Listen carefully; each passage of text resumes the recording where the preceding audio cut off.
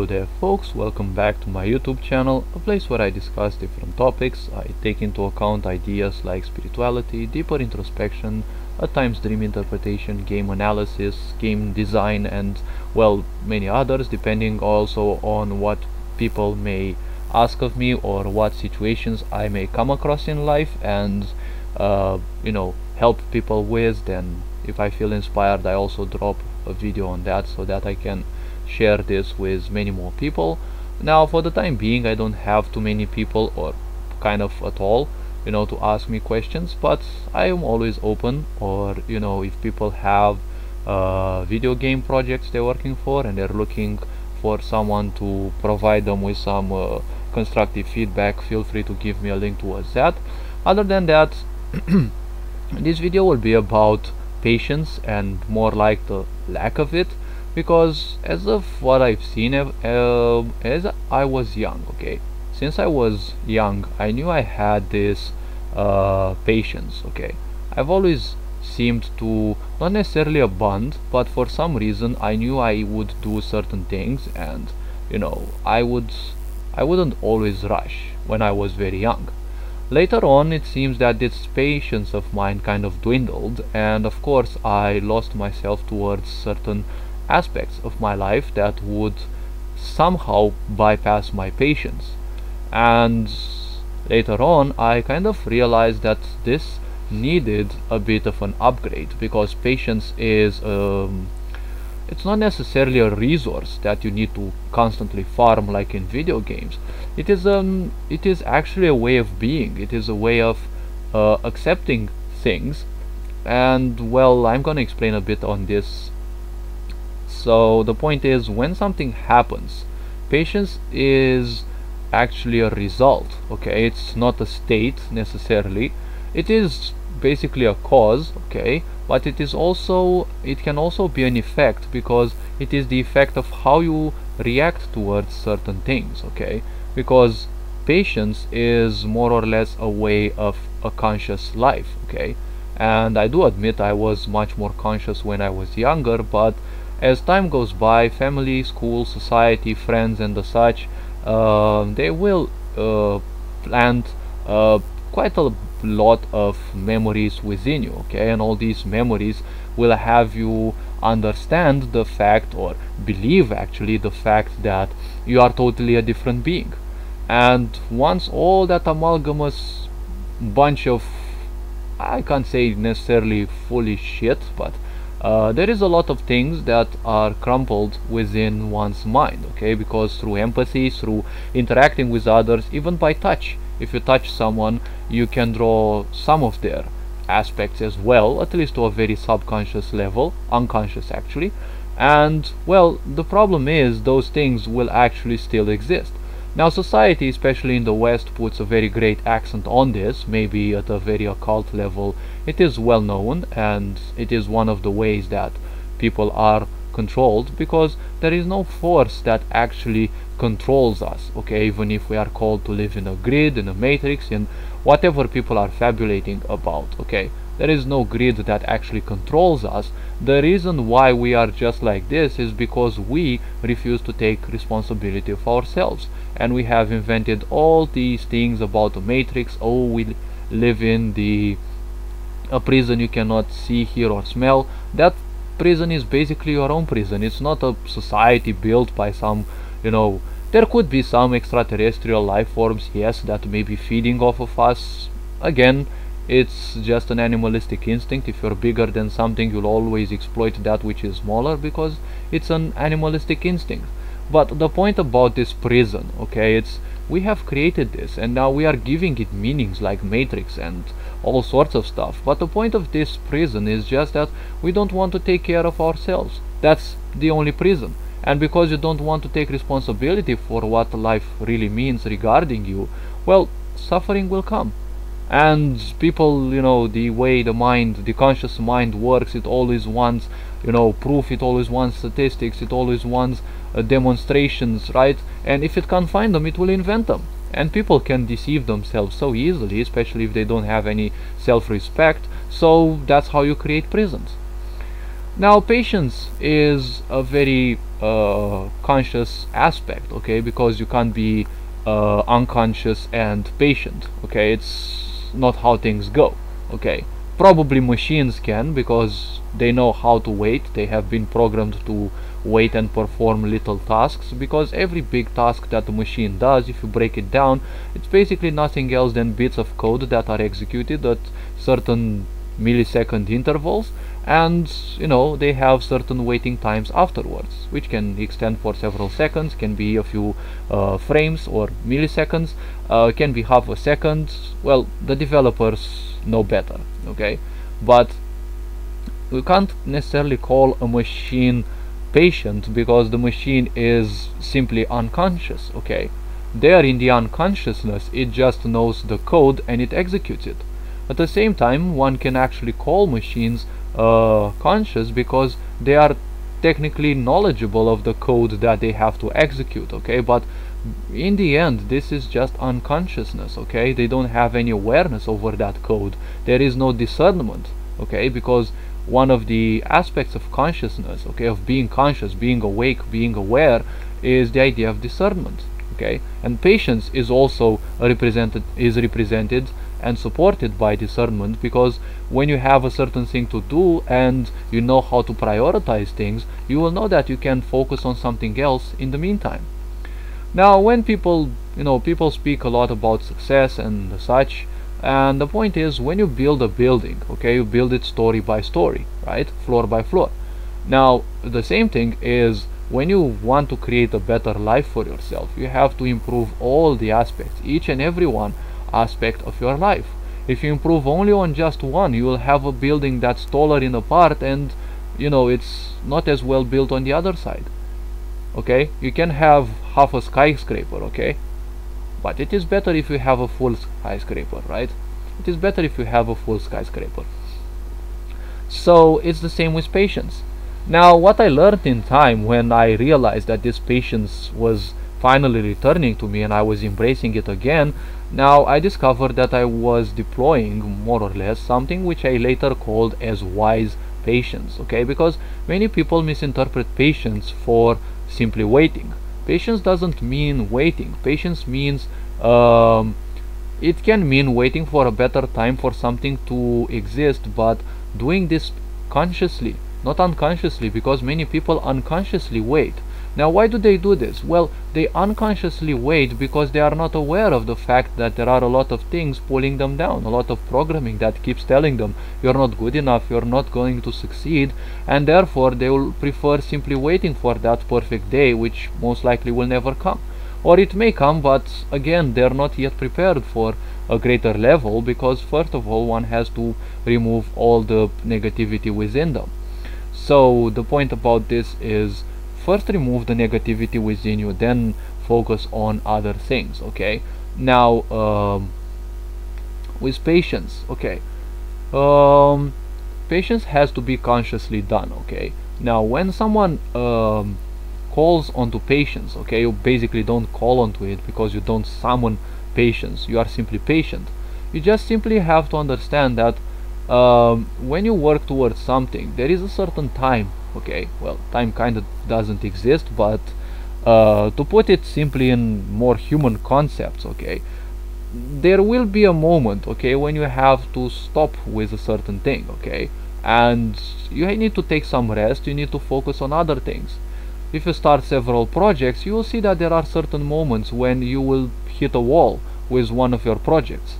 It's most likely may be a sign that, hey, you've probably done enough, take a rest with this one and also handle the others, okay, because you would require some improvement, okay, some proficiency in all of those. Just like when you learn several skills, at once, you have to practice each one of them, so you have to give each one of them time, else they will start dulling down, right? So the reason why patience is kind of on the verge of extinction in this society is because people are living their lives unconsciously, okay, not even subconsciously, okay, unconsciously. Now, the point about science has proven that the conscious mind represents around 2% of our existence, and the subconscious mind presents a further 2 to 3%. of our existence, the other one being largely the unconscious mind, okay, that where, you know, that which holds all the information that you have about yourself, including previous lives, all the animal forms you've been through, all the human forms you've been through, and, you know, all other embodiments of existence that you have basically been through. So with all this being said, many people kind of slide in between, well, they kind of live a bit too much in the subconscious mind, and the unconscious mind, having so many memories of even past lives, all of those things will constantly be trying to exit, okay? They are trying to dissipate, but if people live their lives unconsciously, they will simply allow those things to you know, be even further paved into your past, let's say, okay? And that is what karma actually means, okay? When your past becomes your future, when you allow your past to take control of yourself, well, that means that your past also becomes your future.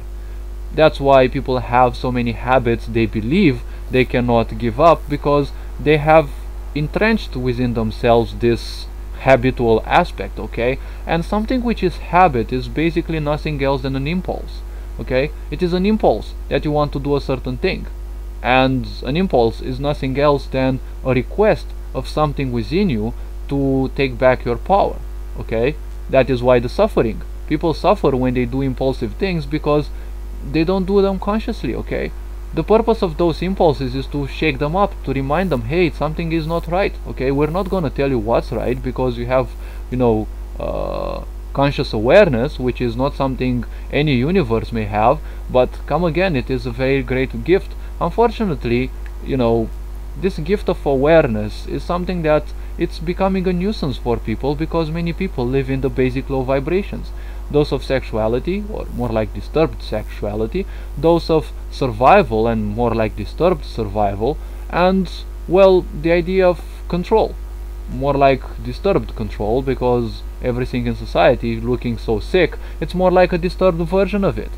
Living in a sexual level doesn't mean being something necessarily bad. Sexual energy means creating creative energy, which can be used for creative purposes, like creating poems and the such, okay? Paintings. There were many painters, for example, who would use masturbation for that, but again without the aspect of release, because, well, when you release you lose a lot of energy, and that's why you feel so tired afterwards. I've been presenting this point in other videos, I guess, but indirectly, again, because I don't mind presenting several things in a video. And, you know, they would use such power to imagine the next picture they would paint by, you know, imagining themselves in a room, and when they walk in the next room they will see the painting they have to paint on a wall. And in many situations it actually happened, and it served to them as a muse, as an inspiration. And creative energy can be used for explorations of sexual dimensions, but this has to be done, you know, without lust, because lust means a lack of something, okay? And a lack of something induces an impulse, because when you lack something you want to overdo something. That's why if you have people in your life who overdo things, those people overdo those things because there is a lack, okay? There is a lack within them. So the point is, if many people overdo certain things, like people pleasing, for example, they lack attention, okay? And it's not your purpose to provide them with the attention, because they may be so far gone that irrespective of how much attention you give them, okay, they have reached that black hole state, which a personal term which I coined to this. It is a personal term that I created, and the black hole state is basically, irrespective of how much you give those people, it's simply not ever gonna be enough, okay?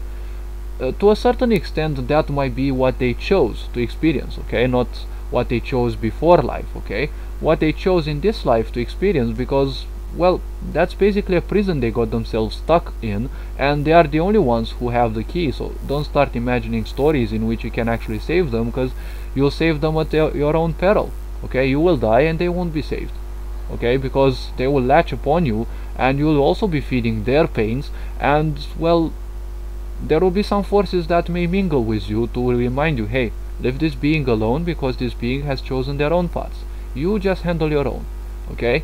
So when people start doing things by impulse, okay, things start becoming bad, because doing things impulsively means doing things unconsciously, okay, and doing things without any awareness means that you allow all the circumstances to be, driven by, just circumstance, okay. Everything in your life is simply led by circumstance. So the point about this is, well, that's technically like being dead, because if you don't live your life, what's the point of your awareness, right?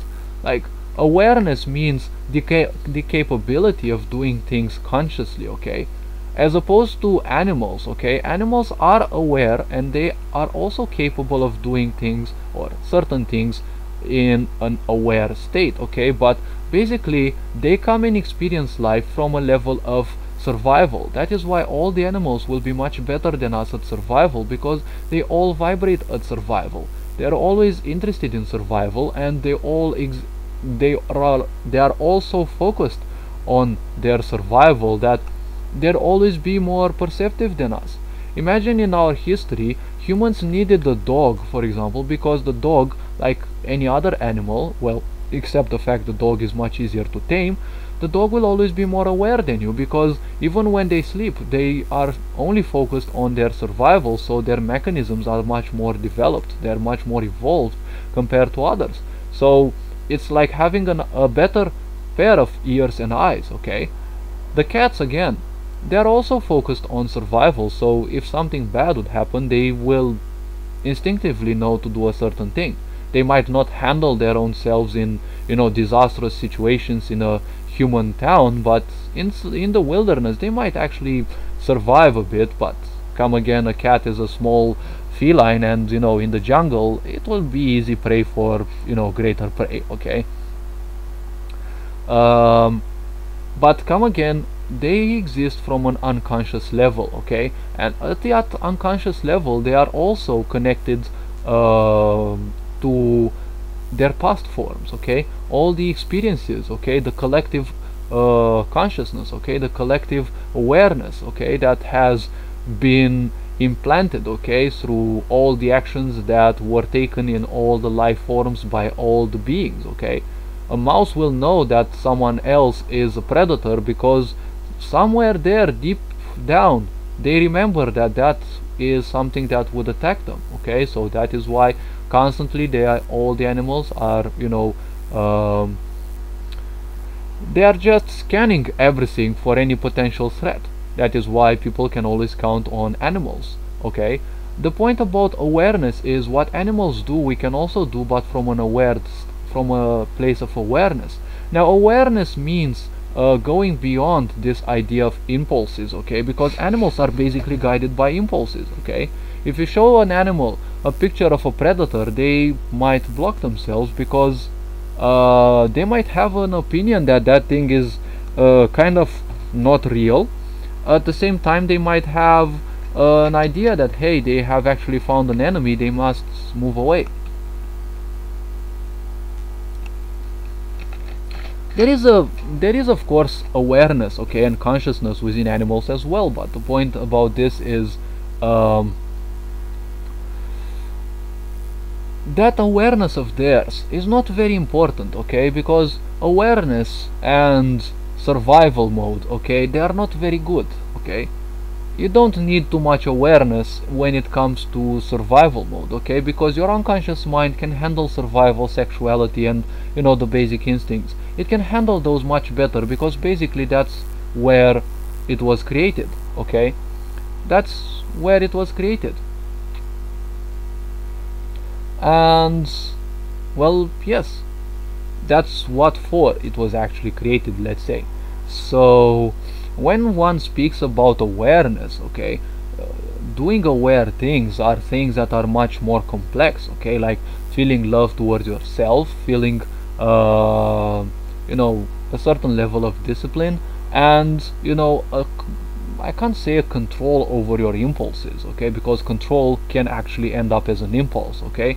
But when you realize that so many things in your life you do them, especially those you don't have much control over yourself, you're doing them just because there is an impulse within you, okay, and those impulses are just remembrances, okay? They are just aspects from the past.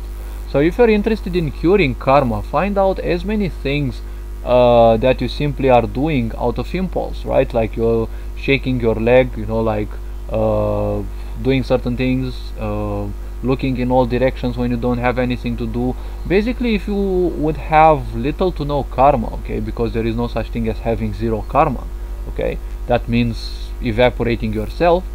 So when you have your karma no longer affecting you, okay, you have so little karma, you can simply stay still without moving anything, okay, without a necessity for move, because when you have the slightest feelings of movement, there is something within you that is not addressed, okay, it is something within you that you are still impulsively doing. So all these being said, I'm gonna wrap this video here because I don't want to create videos too long.